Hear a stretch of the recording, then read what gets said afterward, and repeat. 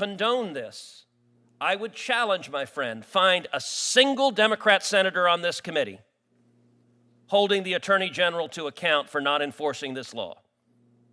I was here at those hearings, and I do not recall a single Democrat senator saying to the Attorney General, you should arrest these people who are violating the law, you should protect the judges. I agree, but not a single Democrat senator that I ever saw in this committee was willing to hold Attorney General Merrick Garland to account for flagrantly disregarding the federal criminal law because the Biden administration agreed with the protesters and I think wanted those justices harassed at their home. I introduced May 5th, passed the Senate in a bipartisan fashion on May 9th. So if you're saying that we didn't criticize Did the Merrick Garland, DOJ arrest a single person under this law? You are now changing the No, that is what I said. That is what I said. Again, I'll pull the record. Did the Biden DOJ arrest even one? Again. The answer is no. My point. Welcome back to MAGA News Central. What started as another Senate Judiciary hearing quickly turned into a fiery showdown that had everyone talking. Senator Cory Booker accused Senator Ted Cruz of spreading what he called a patent lie. But instead of backing down, Cruz pulled out the federal law, exposed the Biden Justice Department's record, and turned the entire exchange back on Booker. Let's break down exactly how this heated confrontation unfolded. Mr. Chairman, would you indulge me for a moment? We indulge you every moment. I appreciate that act of generosity. It's just something you said that I think is actually dangerous and should be addressed, and you're welcome. But when Judge Anderol was killed in New Jersey, the Republican colleagues in the Senate, their outpouring of support, their outpouring of concern, they're willing to work together on a bipartisan bill was extraordinary. It shows the truth of this institution that despite some of the fiery rhetoric that you were sowing, we're really a bipartisan, working bipartisanship. Cornyn and Coons, after the incidents you're talking about, got together and actually passed a bill to better protect our Supreme Court justices, many of whom are friends of ours. You know, Gorsuch and I disagree on a lot of stuff. I knew his wife before he did. We studied together at Oxford. This implication that there was silence when there were threats on their people's houses is absolutely absurd. I remember the rhetoric and the comments, the concern from Coons. I actually distinctly remember you, Chairman, on more than once condemning those attacks on Republican-appointed jurists. To say things like that feeds just the partisanship in this institution and feeds the fiery rhetoric. And it's just plain not true. It's just plain not true. And I think you know that, but we can pull from the record from my colleagues in real time, literally days afterwards, condemning it. There's a lot of substantive things to say here, but to think that the lack of humanity when people's homes are being threatened was not in existence, I think that's unfair and really concerns me that you would say that in the way that you did. Well, I thank my colleague from New Jersey. I will note, as John Adams observed, that facts are stubborn things.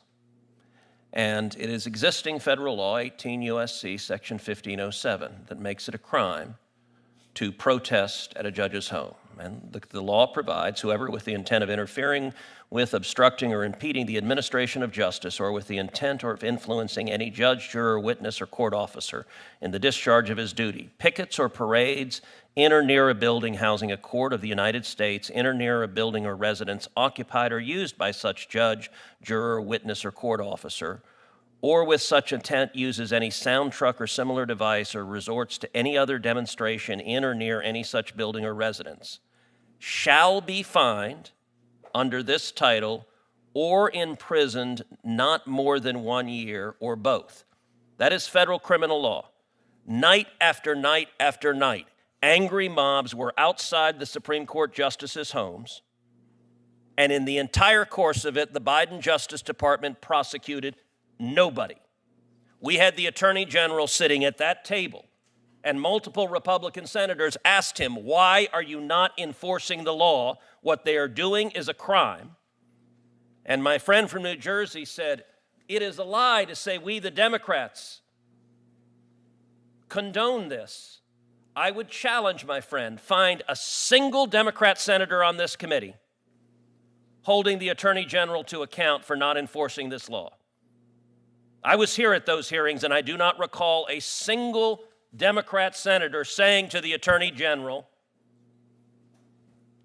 You should arrest these people who are violating the law. You should protect the judges. I agree that there was general language against violence, but not a single Democrat senator that I ever saw in this committee was willing to hold Attorney General Merrick Garland to account for flagrantly disregarding the federal criminal law because the Biden administration agreed with the protesters and I think wanted those justices harassed at their home. I really appreciate that you've now shifted the accusation you made earlier. Your accusation was that we were silent in the face of protests at Supreme Court justices' homes. Again, we joined together in a bipartisan way, not only to condemn that, but to pass legislation to extend round-the-clock security protection literally days.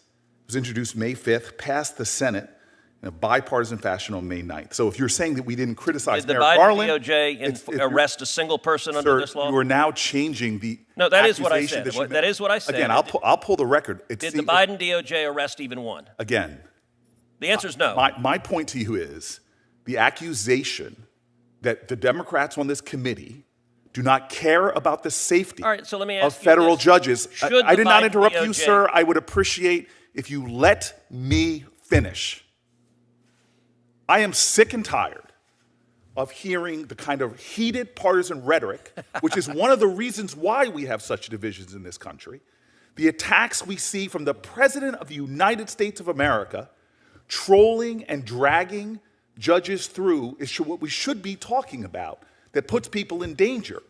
I'm simply taking issue with the claim that you made at the top that people on the Democratic side of the aisle do not care about the safety and the security of judges and said nothing. You said we were silent after people's houses were protested. That is a patent lie, sir. We were not silent. We took action. We joined in a bipartisan way to protect those judges, as was done in a bipartisan way to protect a New Jersey judge after their horrific attack at their home. So I see you now trying to shift the debate to whether we talk to an attorney general. I'm simply taking issue with this accusation that somehow we Democrats are so bad because we don't call out threats to our judicial colleagues. And that is wrong. You could change the argument now that you want, but what you said was patently not true and was, in fact, a patent lie. So I do enjoy the fact that my colleague from New Jersey raises his voice and says it's a patent lie and says he's doing so in defense of lowering the rhetoric. There is some irony to doing those two together. I'll point out that in the entire course of those remarks, Senator Booker did not dispute the central point I made, which is the Biden Justice Department arrested 0 people, prosecuted 0 people for violating the criminal law, and every Democrat senator on this committee was silent about it. And this was an ongoing pattern for months. And I would note also that the senator from New Jersey clutched his pearls about language threatening judges, and yet I do not recall a single Democrat senator of this committee saying a word when Chuck Schumer went to the steps of the Supreme Court and threatened the safety of the Supreme Court justices by name, Gorsuch and Kavanaugh, and he said, "You have unleashed the whirlwind and you will pay the price." And not a single Democrat senator had a word to say about this. And so their outrage is selective. And I will give my colleague from New Jersey a chance to just answer a simple yes-no question. Should the Biden Justice Department have enforced the criminal law against protesting at a justice's home? Yes or no? So the rank hypocrisy of Chuck Schumer apologizing the next day and you holding that standard for him and not for your president, who you actually rightfully described when you were running against him in a primary. I would love to run those tapes of how you perfectly talked about the danger of our president and his rhetoric. But now you are failing, in fact, blind to the very things you're accusing Chuck Schumer of. I don't think Donald Trump would know an apology if it hit him in the head.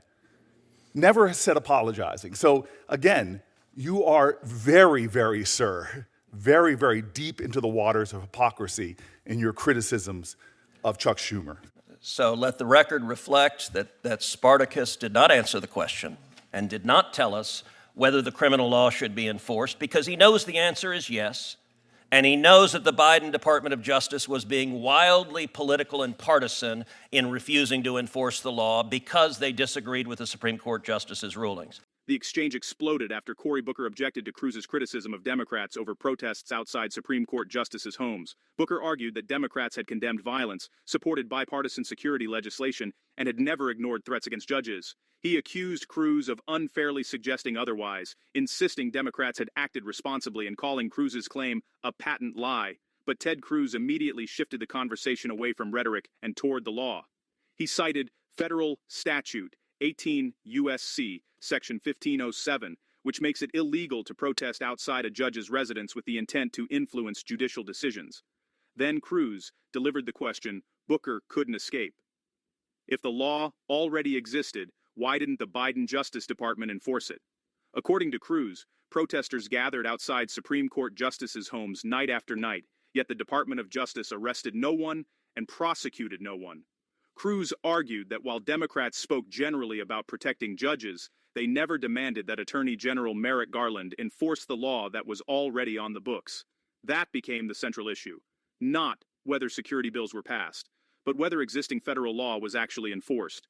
If you're enjoying this breakdown, make sure to subscribe, share this video, and help MAGA News Central continue bringing you the biggest political confrontations the mainstream media often ignores. As tensions rose, Booker insisted Cruz was changing the argument. He pointed to bipartisan legislation protecting federal judges and argued that Republicans and Democrats had worked together after threats against members of the judiciary. But Cruz refused to let the conversation move away from one simple question. Should the Biden Justice Department have enforced the federal law against protesters outside Supreme Court justices' homes? Instead of giving a direct yes or no answer, Booker pivoted toward Donald Trump's rhetoric and accused Republicans of selective outrage. Cruz immediately countered by bringing up comments made by Senate Democratic leader Chuck Schumer outside the Supreme Court during the Dobbs controversy. He argued that Democrats who criticized Republican rhetoric remained silent when inflammatory comments came from their own party. Then came one of the hearing's most memorable moments. After Booker again avoided answering the question directly, Cruz remarked, "Let the record reflect that Spartacus did not answer the question."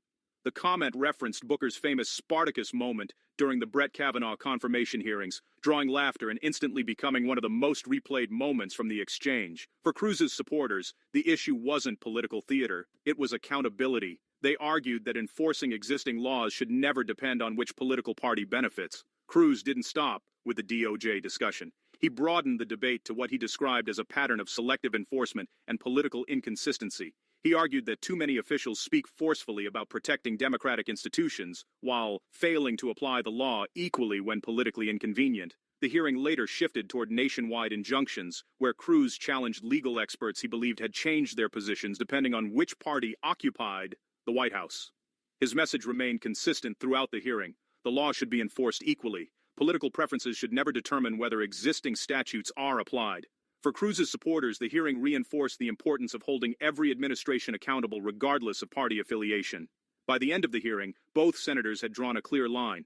Cory Booker argued that Democrats had consistently supported judicial safety and rejected accusations that they were indifferent to threats against judges. Ted Cruz maintained that words alone were not enough. He argued that if federal laws exist, they should be enforced consistently regardless of politics. Whether viewers agreed with Cruz or Booker, the hearing highlighted a larger debate over equal enforcement of the law, political accountability, and the responsibilities of the Justice Department. Now it's your turn. Do you believe the Biden Justice Department should have enforced the federal law against protests outside Supreme Court justices' homes? Let us know in the comments below. If you enjoyed this breakdown, don't forget to like, share, and subscribe to MAGA News Central for more Senate hearings, congressional showdowns, and the biggest political moments from Washington. Thanks for watching, and we'll see you in the next one.